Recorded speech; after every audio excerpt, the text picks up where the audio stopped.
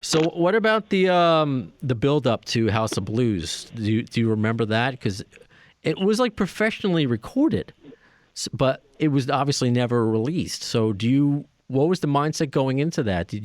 I'm assuming that was the plan to release it at some point, to introduce the world. No, I don't. I mean, it was more. I think at that point, hey, here's like, six people that have never played together that have all been in awesome bands and done, has a history. Everyone in themselves has a history, and now they're all together, kind of like a supergroup type of vibe. And I don't think, I don't think anybody was thinking about it. I think we were just thinking like, oh shit, here's a catalog of, these 40 songs we got to learn. And,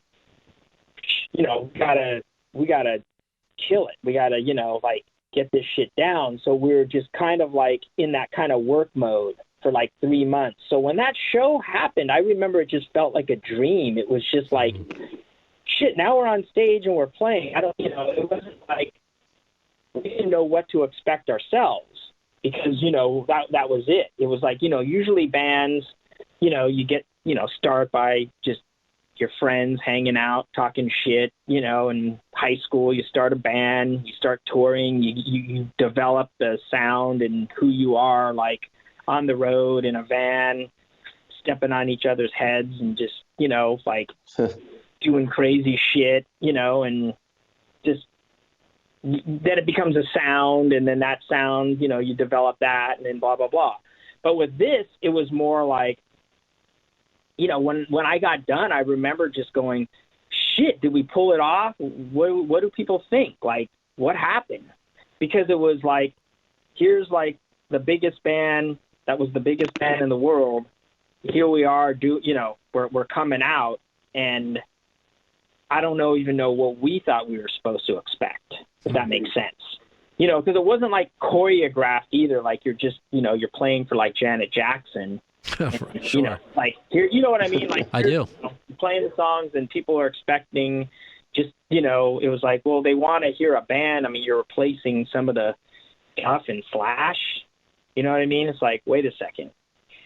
So, I don't know what the audience thought, but the way I was feeling was just like, whoa, what the? I remember getting done, finishing the show and going back into the elevator and going up and just being like, wait, did we just play? Like, it felt like it was just like a dream. I don't think you couldn't have explained it any better to me. I don't know about you, Connie, but when I watched it, that was awesome. I felt like I was watching a dream because it was a lost era of Guns N' Roses, and just to see again how professionally done it was and how good it was. Because I know for a little while I think it was I don't really consider the new GNR, however you want to phrase it, controversial anymore, because Chinese Democracy, but for the most part, even people who try to hate it, they're like, oh well, it was still pretty good. Like, it's a good record. It's a great record. And it's just so funny because it could have been such an easy target because Axl was such a target, but he's continually proved people wrong. And that video is just another example of him proving people wrong, that he got the right players. And just to see, your look, and then Buckethead and Robin Fink being an alien, and then Paul looking just like a regular guy, and then, there's a lost version of Axl I don't remember seeing. It's just really special, and all the players on that record in that era just deserve, this is why you have fans, Brain. I mean, in addition to everything else you've done, but you brought in more fans through GNR because of the contributions. You can say, yeah, you're replacing with so-and-so, but I don't know how you all pulled it off. I mean, in my view, you guys it just worked. To me, it was like being a sports fan, a Yankee fan. I love the Yankees that I grew up with, remembering those players, but I still love the Yankees now. It's all about the jersey. It's all about the players. I mean, all about the team. Yeah. That's cool. I appreciate you sharing that experience. Yeah, what's crazy that I wanted to add to that really quick was that since that was the first show and that's what it felt like, it was just like, I think everybody was just like, whoa, what the fuck happened? And then, then I think then we did Rock and Reel. And Right. it was at a point that also felt like a dream. I think everybody would probably say the same thing. It wasn't till I think, and I might have mentioned this before, I mean, Connie would have to tell me if I mentioned this before, but it wasn't till after I think at Madison Square Garden, that show, I think that's where it felt like, whoa, I feel like this is a band.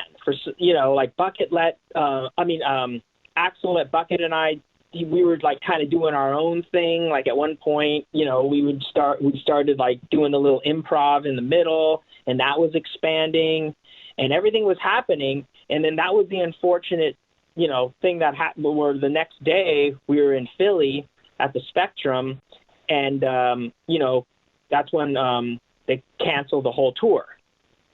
And it was. I think everybody, but at that point, I remember even talking to Bucket and everybody, and Mother Goose, and we were all just kind of hanging out, and we were kind of like, shit, that kind of, it's working. Like, this is kind of cool. Like, that was a cool show we just played, and it felt like it was becoming a band, and and it was just sad to me at that point because I was like, oh, we never got to really take off. And then from there, that's after Bucket left. Then, it became something else. And then it, you know what I mean? Sure. It's like, I think for any real band to gel and become something, you really got to get out on the road, play a bunch of shows, grind it out, start, really feeling each other, and how they play and how it works, what reason were you given? Because I was at that was my first show, that MSG show, and that's why right. I became a fan of Bucket forever and Brain forever, and that part. I mean, that was I didn't know if I would ever see Axl Rose live. Never thought, of course, I would ever see Axl and Slash on stage together. But that MSG show will forever hold a place in my heart. And then just to see it. I mean, at the time, I was like, wow, I may have seen the last Guns N' Roses show ever because everything got, ended. But it's how wrong were you? Yeah. So how was it relayed to the band? Like, was there a certain explanation? Like, what you can talk about, what you're comfortable with? I think, I mean, it was confusing to everybody because we all thought everything was cool. And I think that it was Clear Channel's decision. That's what I was told, that they were just like, oh, we're having problems with some of the scheduling or something like that. And of upcoming shows, and we booked too many, and I think Axl wasn't happy with that or something, and then something happened between them and they pulled the plug. I think I don't think it was anybody in the band. I mean, I don't know what everybody else was told, but to me, I heard what they told me is Clear Channel is pulling the plug and everybody's going home tomorrow. And I was like, okay. Whatever. That's interesting. But I feel like that's a different narrative than what's been out there because what what's been said about Axl. I mean, now it's the narrative has changed because he's early, if anything, on time. But how long is this going to last? How long until they cancel? And people always blame it on him. And this seems to be another case where it wasn't him. Yeah, I mean, I think that's where I mean, like I said, every time I do an interview, he's always been cool to me, and I always see it as, like, yeah, of course, point the finger to Axl because, I mean, without Axl, there's nothing. So, obviously he's the easy one to say if something fucks up, but there's so many things going on. I mean, it was such a big production, you know what I mean? But what they told me was they were just like, hey, Clear Channel's pulling the plug.